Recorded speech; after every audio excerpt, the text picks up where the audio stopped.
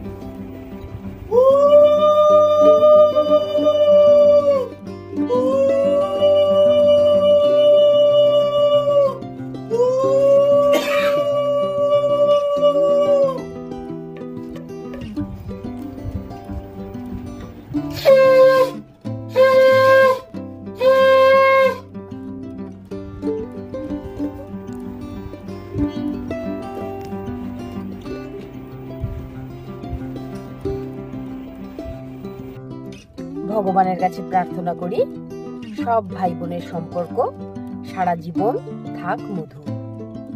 কোনো তৃতীয় শক্তি যেন ভাই বোনদের সম্পর্কের মধ্যে না আসে। ভাইরা দায়িত্ব নিক সারা জীবন বোনদেরকে রক্ষা করার, আর বোনরা দায়িত্ব নিক সারা জীবন শক্তি হয়ে ভাইয়ের পাশে থাকার। তারপর পালু দিল মামা ফোঁটা। অন্যবার পালুর দাদাই আসে, তাই জন্য ও দেয় দাদাই ফোঁটা, কিন্তু এই বছর দাদাই আসতে পারেনি, তাই জন্য দিল মামা ফোঁটা। বড্ড মন খারাপ হয় এই দিনগুলোতে, যখন আমি আর ভাই রাখি, ভাই ফোঁটা এই দিনগুলো সেলিব্রেট করি। ওর মুখটা একেবারে ছলছল করে। বেচারার কোনো ভাই নেই, ফোঁটা দেওয়ারও কোনো জায়গা নেই। এই যে পালুর 4 ভাই, দিল ওদেরকে ফোঁটা, মিষ্টি খাওয়ালো, তারপর ওর শান্তি। পালু যখন ছোট ছিল, সব সময় যেখানেই পালু যেত ভাইদেরকে কোলে করে নিয়ে যেত। যাই হোক, এই গত 1-2 বছর একটু বড় হওয়ার পর থেকে এখন আর ভাইদেরকে কোলে নিয়ে বেরোয় না, তবে ভাইফোঁটা রাখি এই ভাইদের সাথে পুরোপুরি ভাবে সেলিব্রেট করে। আজকে লাঞ্চের মেনুতে বানিয়েছিলাম একটা নতুন আইটেম, সাদা পোলাও খোয়া দিয়ে। সঙ্গে ছিল গোলবাড়ির মতো মটন কষা আর চাটনি, মিষ্টি। ভাইকে আগে গুছিয়ে খেতে দিলাম, তারপর এবার আমরা বসবো সবাই খেতে। খাওয়া দাওয়া করে একটু রেস্ট নিয়ে আজ আবার বিকালে যাব দুর্গাপুরের ঠাকুরগুলো ঘুরে দেখতে। চলো তাহলে দেখা হচ্ছে আবার বিকেলে। বাজে এখন বিকেল 5টা। ভাই নিয়ে গেছে ডমিনোজে আজকে ভাইফোঁটার ট্রিট। অর্ডার করেছিলাম 4 জনে 4টে ফ্লেভারের রেগুলার পিজা, সঙ্গে নিয়েছিলাম 2টো চিজ ডিপ, 2টো গার্লিক ব্রেড আর 2টো কোক। এখান থেকে খেয়ে দিয়ে তারপর বাড়ি গিয়ে রেডি হয়ে একটু রাত করে বেরাবো আজকে দুর্গাপুরের ঠাকুরগুলো দেখতে। সারাদিন খাটাখাটনি করে এবার আমরা রেডি হয়ে গেছি দুর্গাপুরের ঠাকুরগুলো দেখতে যাওয়ার জন্য। তোমাদেরকেও সঙ্গে নিয়ে যাব দুর্গাপুরের ঠাকুরগুলো দেখতে। আগে আমরা পাড়ায় পাড়ায় যে ছোট ঠাকুরগুলো হয়েছে সেগুলো দেখে নেব, তারপর যাব নো এন্ট্রি খোলার পর বড় ঠাকুরগুলো দেখতে। সমস্ত দুর্গাপুরের ঠাকুর ঘুরে দেখাবো তোমাদের। চলো সঙ্গে আমার, ঘুরে দেখবো দুর্গাপুরের কালী পুজো। বেরিয়ে পড়েছি আমরা। প্রথমেই যাব অশোক এভিনিউ ভূতের ডেরা দেখতে। ভূতের কনসেপ্টে যে প্যান্ডেলগুলো হয় সেগুলো 11:30 12টার মধ্যে বন্ধ হয়ে যায়। থাকে প্রচুর লাইন আর প্রচুর ভিড়। তাই জন্য পালুর বায়না প্রথমে আগে ভূতের প্যান্ডেলগুলো শেষ করে নিই, অন্যবার দেখা হয় না, তারপর ঘুরবো বাকিগুলো। আমাদের বাড়িটা এমন জায়গায় যে আমাদের সারাউন্ডিংই ম্যাক্সিমাম কালী পুজো। 5 মিনিট 7 মিনিটের ডিস্টেন্সের মধ্যে প্রচুর কালী পুজো। চলো আগে আমাদের বাড়ির আশপাশটা যে কালী পুজোগুলো হয়েছে সেগুলো ঘুরে দেখে নিই। চলে এসেছি আমরা ভূতের ডেরায়। অশোক এভিনিউর পুজো ভূতের ডেরা।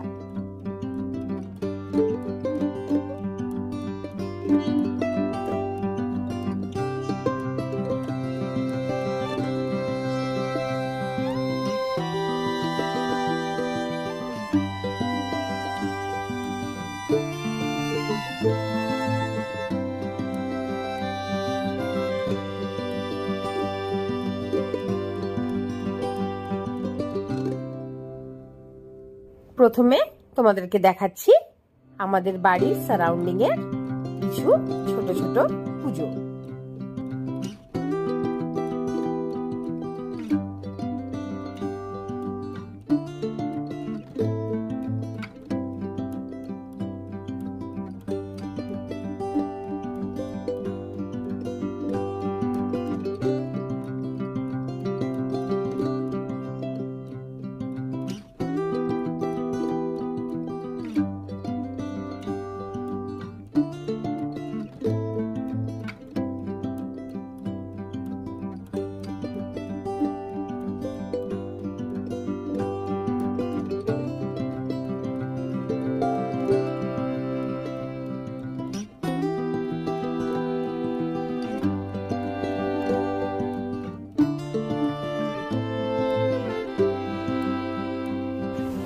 বাড়ির সামনে একটা প্যান্ডেল করেছে হন্টেড চার্চ, একেবারেই বাড়ির সামনে।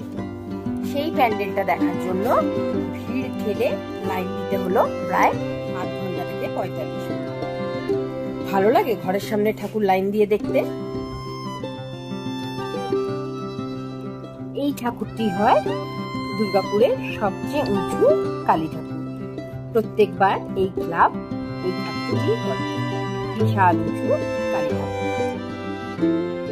চলো ঘুরে দেখি আরো কটা ছোট ছোট পুজো, কিন্তু সুন্দর। এটি হলো সিজনের পুজো।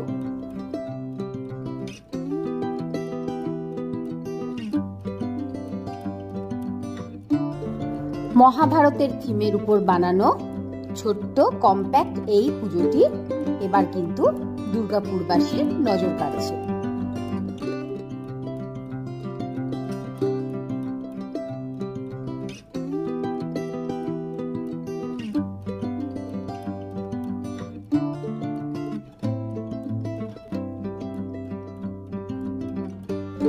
এই পুজোটি হয়েছে কবিগুরু সিটি সেন্টারে। ভাঙা গাড়ির পার্টস দিয়ে বানানো হয়েছে এই প্যান্ডেলটি। ভীষণ নতুনত্ব, আর ঠাকুরের মুখ মনে হচ্ছে একেবারে দুর্গা প্রতিমা। এবার আমরা যাচ্ছি দেখতে সবুজনগর জঙ্গলমহলের পুজো। বিশাল বড় জঙ্গল জুড়ে হয় এই পুজো, তবে প্রত্যেকবার একই রকম হয়, ভূতের থিম। তবে এই বছর লাইটিং কিন্তু প্রথমেই মন কেড়ে নিল।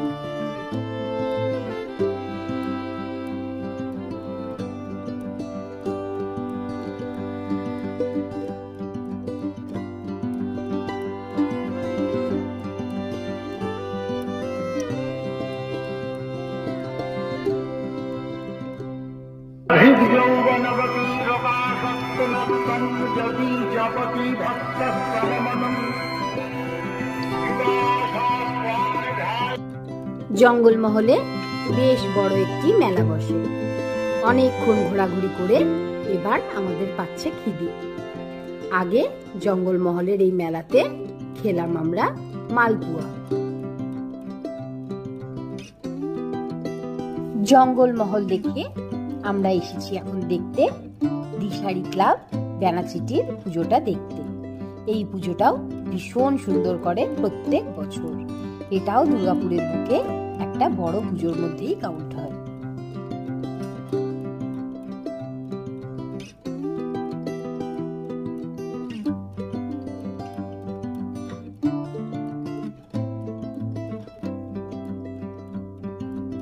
প্রায় রাত 12:30। খিদে কিন্তু এবার আস্তে আস্তে বাড়ছে। নিলাম ঝালমুড়ি আর পপকর্ন। দূরের ঠাকুর দেখা শেষ। এবার চলে এসেছি একেবারে নিজের লোকাল এরিয়ায়। এই পুজোটি হচ্ছে নিউটনের কালী পুজো। গত 2-3 বছর ধরে ভীষণ সুন্দর হচ্ছে এই পুজোটি। এই বছর দুর্গাপুরের এটি বেস্ট পুজো। যেমন মণ্ডপ তেমন প্রতিমা, ভীষণ সুন্দর, একেবারে মন কাড়া। যবে থেকে এই প্যান্ডেলটা শুরু হয়েছে এবং জানতে পেরেছি যে এই টাইপের একটা স্ট্রাকচার কিছু হচ্ছে, তবে থেকে আমি আর পালু রোজ এই পুজোটা দেখতে আসি। কতটা কাজ প্রগ্রেস হলো। অনেক দিন আগে থেকে এখানে লোক এসে দাঁড়িয়ে থেকে দেখতো পুজো মণ্ডপটা বানানো। সত্যি আমার খুব ভালো লেগেছে এই পুজোটা এই বছর।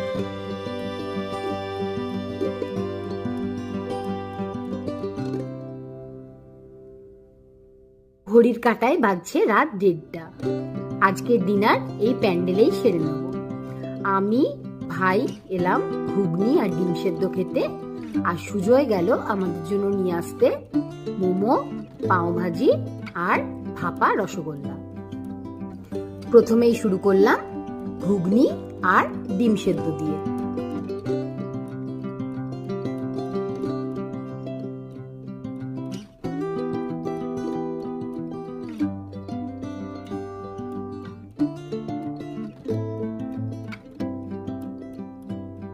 খাওয়া দাওয়া শেষ। এবার ডিনার কমপ্লিট করলাম 1 কাপ মটকা চায় দিয়ে। এগিয়ে এলাম আরো বাড়ির কাছে। চলে এলাম আমরা কজন বয়েজ ক্লাবের পুজোটা দেখতে। এই পুজোটা এবার করেছে রাজস্থানী থিমের উপর। ভীষণ সুন্দর, একেবারে মন জুড়িয়ে যাওয়া। প্রতিমাও নতুনত্ব রাজস্থানী স্টাইলের। সবার শেষে এলাম আমাদের পুজোটা দেখতে। এটি হচ্ছে আমাদের পাড়ার পুজো, স্বদেশ সঙ্গের পুজো। মোটামুটি প্যান্ডেল পুরো খালি। সিকিউরিটি দাদাদের সাথে কিছুক্ষণ দাঁড়িয়ে গল্প করলাম। তারপর আস্তে আস্তে ঢুকলাম প্যান্ডেলে। মাকে শেষবারের মতো প্রণাম করে নিলাম। রাত 2:30 বেজে গেছে। কাল সকালে আবার পালুর স্কুল আছে। চলো আস্তে ধীরে ঢুকি এবার ঘরে। ভিডিওটা তাহলে আজকে এখানেই শেষ করছি। ভিডিওটা ভালো লাগলে একটা লাইক শেয়ার কমেন্ট করো। আর হ্যাঁ, সাবস্ক্রাইব আর বেল আইকনটা প্রেস করতে ভুলো না কিন্তু। খুব শীঘ্রই ফিরবো আবার একটা নতুন ব্লগে। সবাই খুব ভালো থেকো, সুস্থ থেকো আর আনন্দে দিন কাটিও। টাটা।